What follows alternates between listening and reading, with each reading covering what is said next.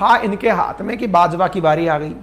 बाजवा जिन्होंने कभी पाकिस्तान पर सेना का सर्वोच्च पद संभाला था, इन दिनों अपनी पत्नी के साथ पाकिस्तान से बाहर घूमने गए हुए हैं। मैं वीडियो को म्यूट कर दे रहा हूं क्योंकि उसमें बहुत सारे आपत्तिजनक शब्द भी हैं जो कि मैं आपको नहीं सुनाना चाहता, हल्का सा बस नॉइज जरूर सुना दूंगा। ये पाकिस्तान से बाहर घूमने गए हैं, पाकिस्तान को खूब अच्छे से चूना लगाकर फ्रांस में वहां गए हैं। फ्रांस में जाकर के ये इस तरह से किसी सड़क किनारे बैठे हुए हैं। एक अफगानिस्तानी आता है और इनको भाई साहब ले लपेट गालियां सुनाना शुरू करता है। ये उसको धमकाते हैं कि तुम यहां से चले जाओ पाकिस्तान में। अफगानी इनको गंदा गंदा सुना रहा है कि तुमने पूरी तरह से हमारे देश को बर्बाद कर दिया, अब तुम यहां छुट्टियां मनाने आए। अब ये बेचारे शर्म के मारे अपनी पत्नी की आंखों में आंखें डालकर बैठे हुए हैं। सोचिए, कभी पाकिस्तान की सबसे ऊंची पद पर बैठा हुआ व्यक्ति आज सीढ़ियों पर बैठा हुआ है, क्योंकि हालात ही ऐसे हैं। और तो और सीढ़ियों पर बैठे इस आदमी को एक राह चलता आदमी जो अफगानिस्तान का है वो पहचान लेता है और इसे गंद कहता है। ये कहता है मैं पुलिस बुला लूंगा। बोले जा बुला ले, पुलिस बुला ले, तूने मेरे पूरे देश को बर्बाद कर दिया, अब तुम यहां घूमने चले आए हो, तुम्हें शर्म नहीं आती है? मतलब आप सोचकर देखिए कि आप इस तरह का दृश्य देखकर कितना ह्यूमिलिएट फील करेंगे कि कोई एक दूसरे देश का नागरिक आकर के आपको गाली दे रहा है कि तुमने मेरे देश को बर्बाद कर दिया। क्या ये सच है? क्या भाई साहब, ये व्यक्ति बोलता है कि मैं आर्मी चीफ नहीं हूं यार, अब मेरे को जाने दो ना यार, क्यों गाली दे रहे हो, अब मैं आर्मी चीफ नहीं हूं। सोशल मीडिया पर भाई साहब इस तरह की मांग उठ रही है कि एक दिन जिस दिन कोई कश्मीरी भी ऐसे हिम्मत कर करके इनको कहेगा कि तुमने किस तरह से कश्मीर को बर्बाद करने की चाह रखी, तब जाकर पाकिस्तानियों की अकल ठिकाने आएगी। ये वही बाजवा है जो कभी कहा करते थे कि मैं नंबर 1 आदमी हूं, आज वो कह रहे हैं कि यार मैं आर्मी चीफ नहीं हूं।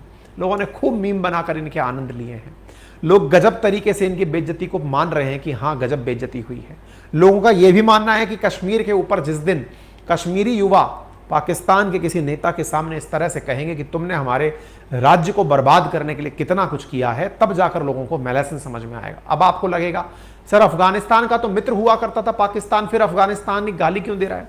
आपको मालूम होना चाहिए अफगानिस्तान में अलकायदा को मिटाने के लिए जो अमेरिका आया था उसको शरण असल में पाकिस्तान नहीं दी थी। पाकिस्तान के कारण ही अफगानिस्तान में तालिबान का उदय हुआ। अफगानिस्तान के कारण ही लगातार 20 साल तक लाखों अफगानी मारे जाते रहे।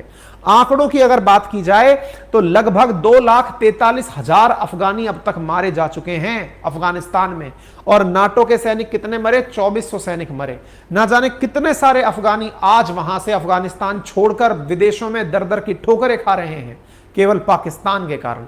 आज वहां तालिबान ने ओपन जेल बना रखी है, ना बच्चियां बाहर निकल सकती हैं, ना महिलाएं बाहर निकल सकती हैं। तो क्यों नहीं पाकिस्तान को गाली दी जाएगी?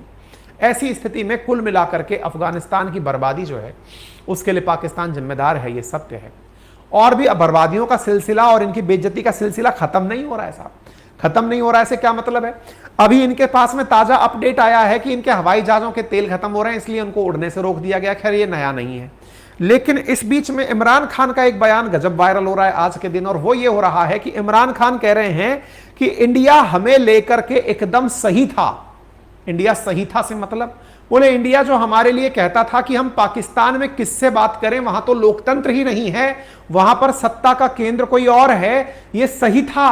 सुन लीजिए। सारे फोरम पे कहता था कि पाकिस्तान जमहूरियत के लिए हम बात किससे करें, और आज वापस इसी दौर की तरफ जा रहे हैं।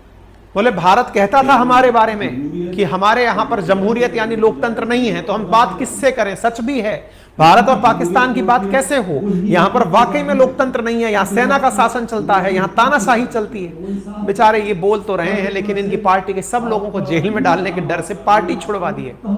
इमरान खान प्रयास तो खूब कर रहे हैं कि किसी तरह से इनकी सत्ता की वापसी हो, लेकिन लग नहीं रहा है। बेचारे सब तरह का हेलमेट लगा के निकलते हैं, लेकिन गोली से बच नहीं पाते हैं। हालत इनकी तगड़ी है और इनकी हालत को देखकर तरस आता है कि कभी इन्हीं का शूट आउट एट लखनऊ वाला ना हो जाए, क्योंकि स्थिति इनके साथ विकट चल रही है। खैर कम से कम हमको इन्होंने सही स्वीकार किया, ये तो हमारी दूरदर्शिता ही है।